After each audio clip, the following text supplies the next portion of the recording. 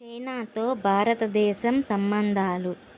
సుదీర్ఘ పోరాటం, హింసాత్మక విప్లవం తర్వాత 1949లో చైనా కమ్యూనిస్టు గణతంత్ర రాజ్యం అయింది.